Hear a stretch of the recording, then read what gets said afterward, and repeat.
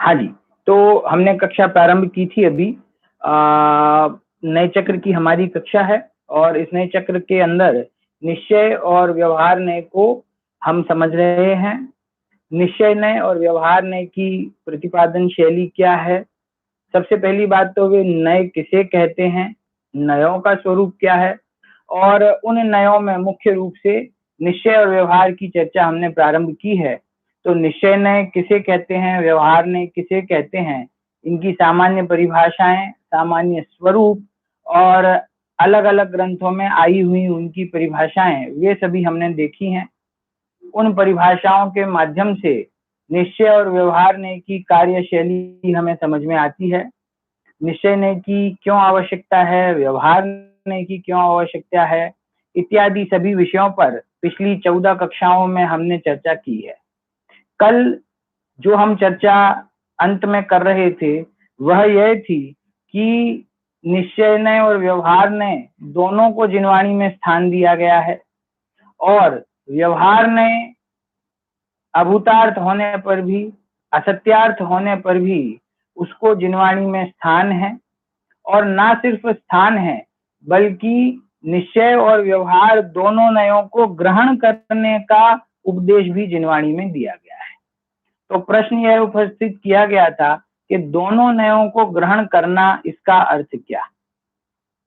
दोनों नयों को ग्रहण करना, क्या इसका अर्थ यह है कि जिस प्रकार निश्चय नय की विषय वस्तु को उपादेय माना जाए, श्रद्धा करने योग्य माना जाए, ठीक उसी प्रकार व्यवहार नय की विषय वस्तु को भी उपादेय और श्रद्धेय माना जाए। तो आचार्य देव कहते हैं कि व्यवहार नय के द्वारा जो भी कथन किया गया है, उसने जिस वस्तु को बताया है, वह वस्तु का त्रैकालिक स्वरूप नहीं है।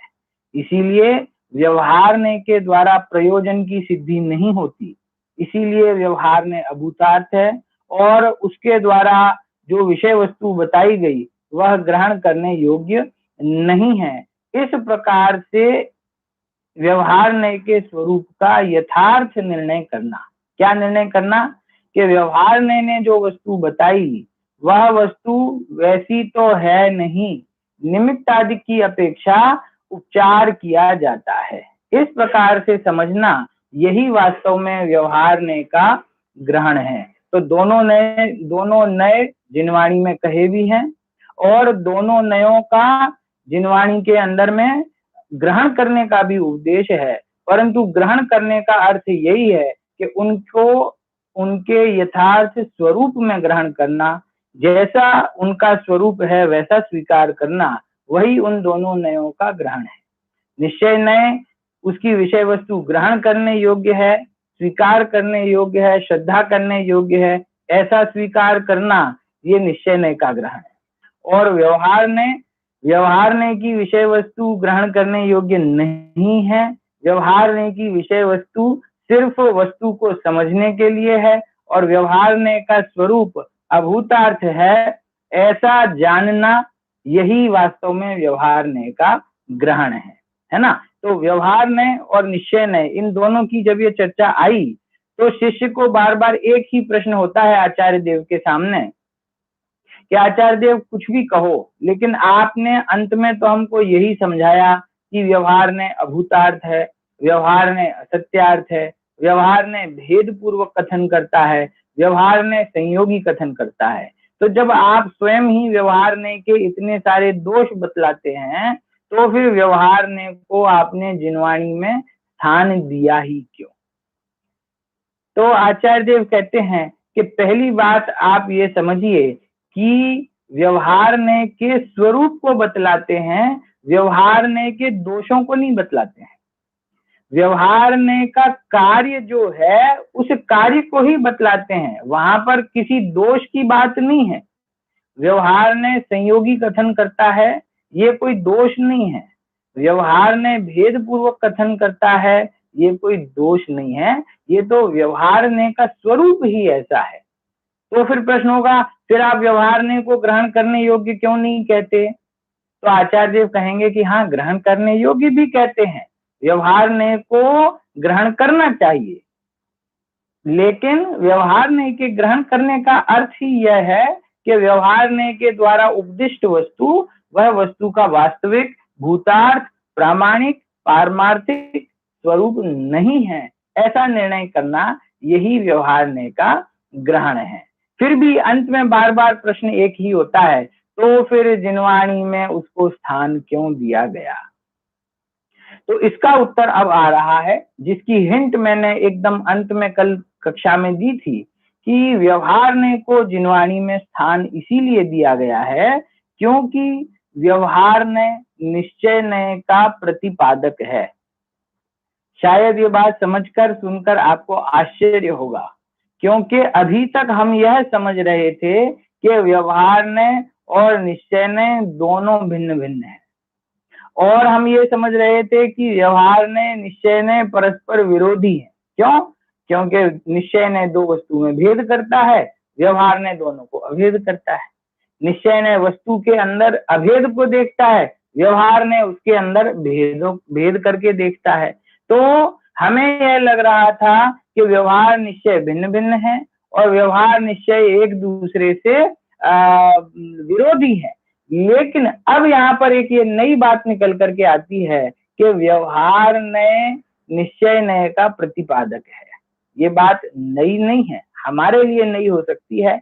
आचार्य देवों ने तो वर्षों पहले ही, सदियों पहले ही शास्त्रों में ये बात लिख दी है, लेकिन ये हमारी कमी है कि हम आचार्य देव के शास्त्रों का अभ्यास नहीं करते, उनको पढ़ते नहीं है, और अभ्यास किए बिना, समझे बिना, यदवा तदवा जैसा कुछ भी हमको समझ में आता है वैसा हम अपने मन में किसी भी विषय वस्तु को लेकर के निर्णय कर लेते हैं। निश्चय और व्यवहार के स्वरूप का जैसा ठीक लगता है वैसा निर्णय कर लेते हैं। यदि हम अभ्यास किए बिना, आचार्य देवों की बात को समझे बिना अपनी मति से निर्णय करेंगे तो निश्चित ही वह यथार्थ निर्णय नहीं होगा। वीतराग सर्वज्ञ परमात्मा ने जो स्वरूप बताया है उस स्वरूप को वीतरागी संतों ने हम तक पहुंचाया है। उस स्वरूप को निष्पक्ष होकर बिना किसी आग्रह रखे उसी प्रकार से समझना, ये ही सच्चा मार्ग है ना। तो मैं आपको ये बता रहा था कि निश्चयने और व्यवहारने, इन दोनों में प्रतिपादन शैली का अंतर होने पर भी वास्तव में इन दोनों में कुछ संबंध है, और वो संबंध क्या है कि व्यवहारने निश्चयने का प्रतिपादक है। प्रतिपादक अर्थात व्यवहारने निश्चयने का प्रतिपादन करने वाला है। प्रतिपादन करने वाला अर्थात व्यवहारने निश्चयने को बताने वाला है। व्यवहारने का अंतिम लक्ष्य जीव को निश्चय तक पहुंचाने का है, इसीलिए व्यवहारने को प्रतिपादक और निश्चयने को प्रतिपाद्य कहा जाता है। प्रतिपाद्य आप समझ गए ना? प्रतिपाद्य अर्थात जिसका निरूपण किया जाता है, जिसके बारे में कहा जाता है, जिसको समझाया जाता है, उसे कहते हैं प्रतिपाद्य। और जो उसका प्रतिपादन करने वाला है, तीन शब्द हैं, प्रतिपाद्य, प्रतिपादन और प्रतिपादक।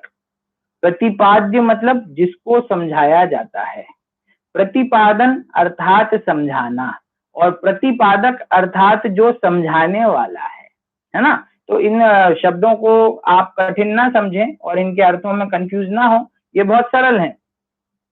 प्रतिपादक अर्थात प्रतिपादन करने वाला, बताने वाला, उस ओर इशारा करने वाला।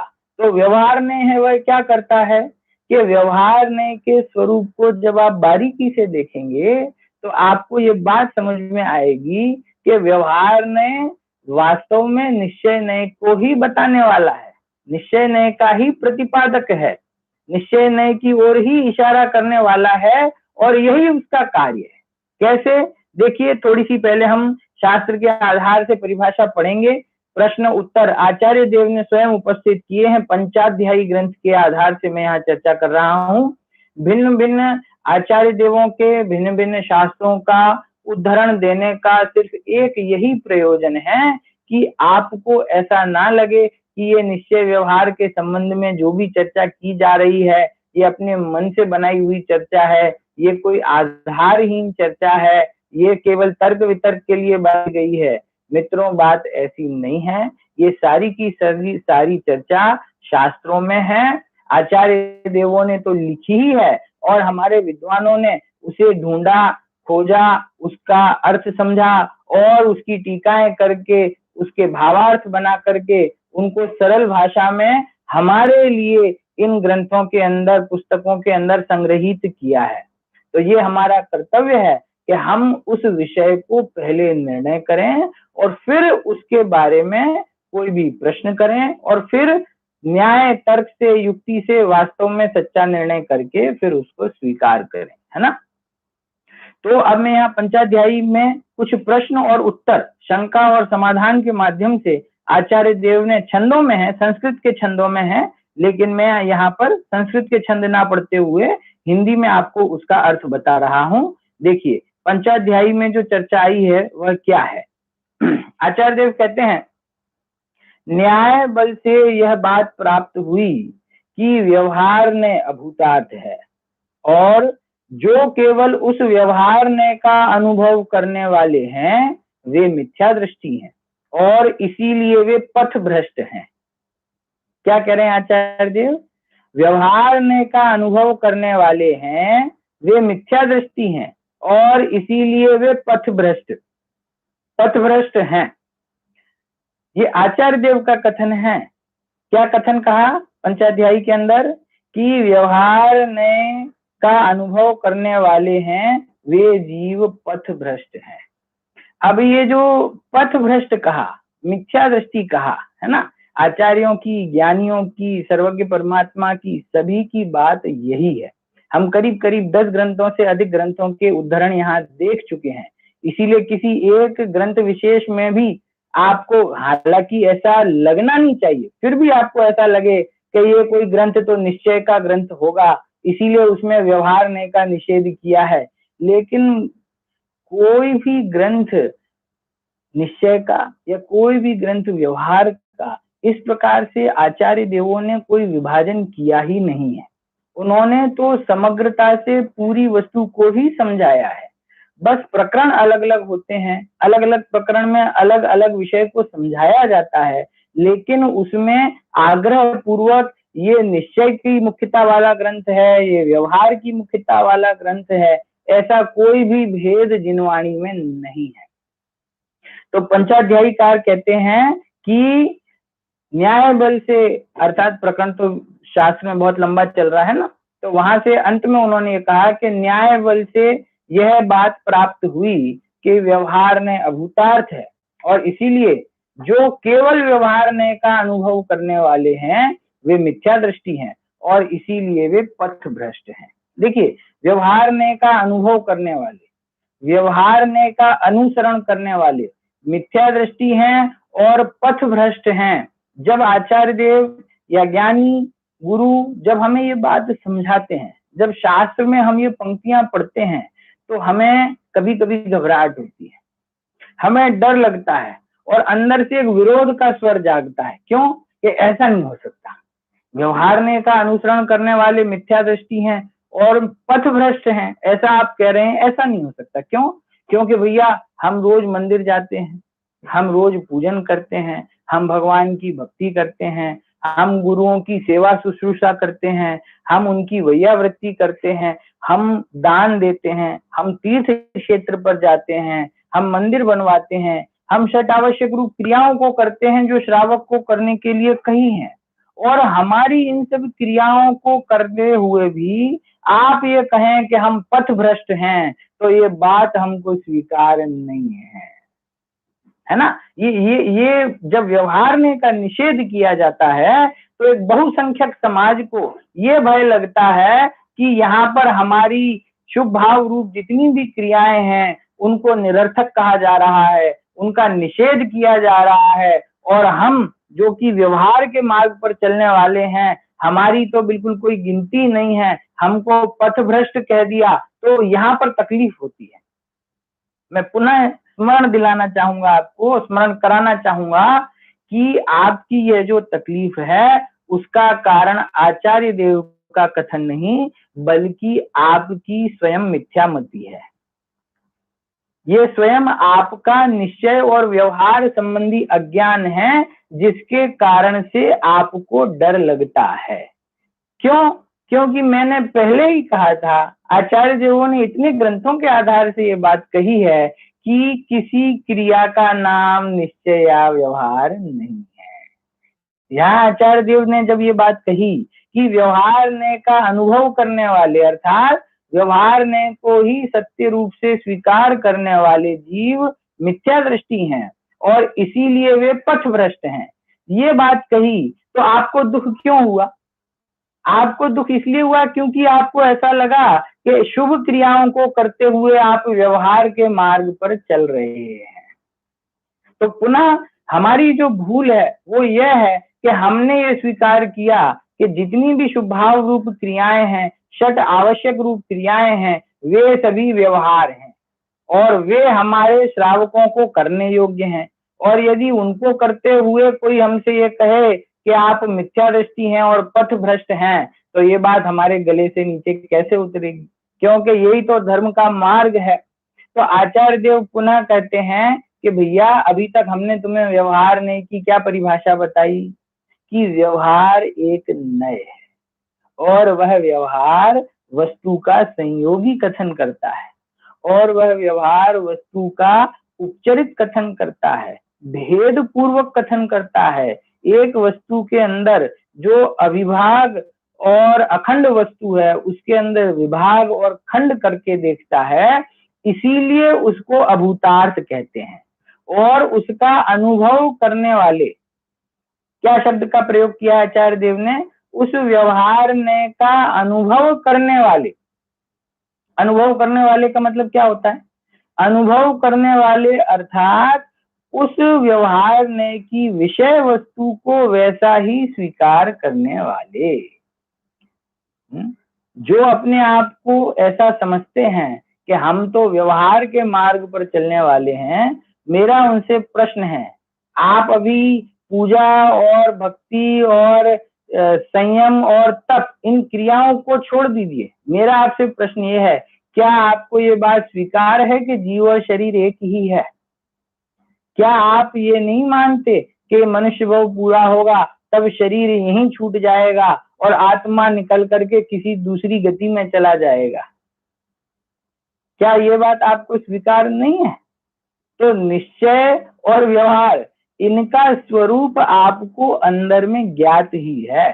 व्यवहार में अनुसरण करने योग्य नहीं है, ये बात आप भी जानते हैं, लेकिन आप इस भ्रम में रहते हैं कि व्यवहार अर्थात शुभाव रूप क्रियाएं, और इसीलिए उनके निषेध से आपको डर लगता है, जबकि यहाँ क्रियाओं की तो कोई बात ही नहीं है।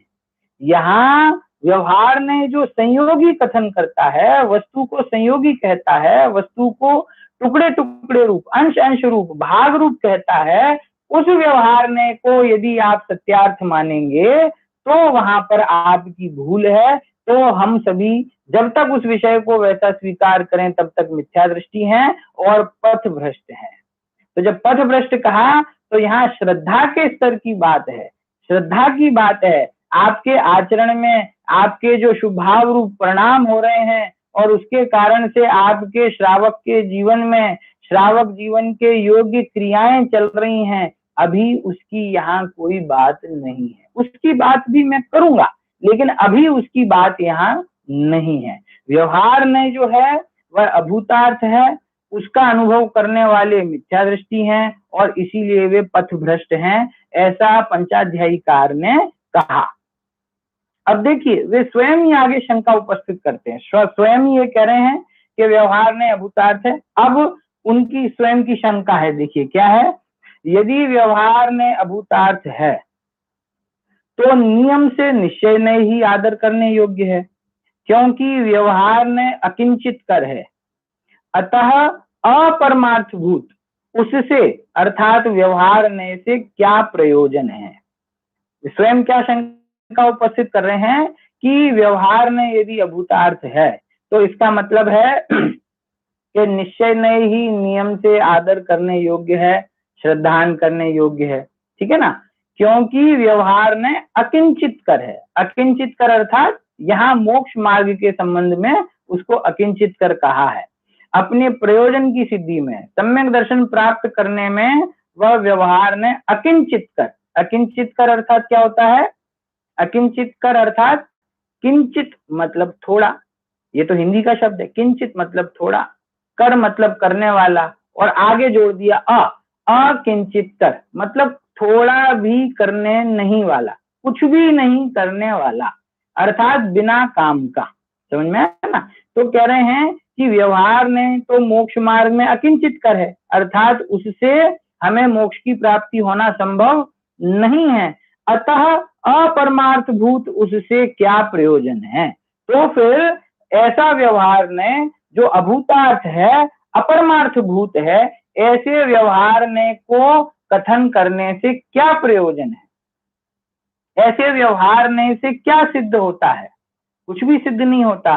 तो फिर जिनवाणी में उसको स्थान क्यों दिया? ये आचार्य देव ने पंचाध्यायीकार ने स्वयं ये प्रश्न यहाँ उपस्थित किया है कि फिर जिनवाणी में उस व्यवहार ने को स्थान क्यों दिया गया, उससे हमारा क्या प्रयोजन है? तो देखिए उत्तर, यह कहना ठीक नहीं है। ये उत्तर दे रहे हैं वे स्वयं, यह कहना ठीक नहीं है, क्योंकि यह कहना ठीक नहीं है। क्या कहना ठीक नहीं है? कि व्यवहार से क्या प्रयोजन है, ये कहना ठीक नहीं है, क्योंकि किसी विषय में बलपूर्वक विवाद होने पर और संदेह होने पर या वस्तु विचार के समय, तीन बातें कही हैं। जब किसी तत्व का हम निर्णय कर रहे हैं, जब किसी विषय वस्तु का हम निर्णय कर रहे हैं, यदि निर्णय करते समय कोई विवाद है, यदि उसका निर्णय करने में कोई संदेह है, या फिर विवाद भी नहीं है और संदेह भी नहीं है, लेकिन वस्तु के संबंध में विचार किया जा रहा है, तो उस समय जो ज्ञान दोनों नयों का आश्रय लेकर प्रवृत्त होता है, वह प्रमाण माना गया है। क्या कहा? किसी भी वस्तु का हम निर्णय कर रहे हो, चाहे हम जीव द्रव्य का निर्णय कर रहे हो, चाहे हम पुद्गल द्रव्य का निर्णय कर रहे हो, चाहे हम 7 तत्वों का निर्णय कर रहे हो, चाहे हम मोक्ष मार्ग का निर्णय कर रहे हो, उस समय उस वस्तु का निर्णय करते समय, उस वस्तु का विचार करते समय जो नय, जो ज्ञान दोनों नयों का आश्रय लेकर प्रवृत्त होता है, दोनों नयों के माध्यम से वस्तु का विचार करता है, उस ज्ञान को प्रमाण माना गया है। वही ज्ञान सच्चा है जो निश्चय और व्यवहार दोनों अपेक्षाओं से वस्तु का विचार करता है ना? इसीलिए प्रसंगवश किन्हीं को व्यवहार ने का आश्रय करना योग्य है, किंतु वह सविकल्प ज्ञान वालों के समान निर्विकल्प ज्ञान वालों के लिए उपयोगी नहीं है। क्या कहा? वस्तु का जब निर्णय किया जाता है, वस्तु का जब विचार किया जाता है, तब कौन सी अवस्था होती है? सविकल्प अवस्था होती है। उसे हम क्या कहते हैं शास्त्रीय भाषा में? सविकल्प अवस्था।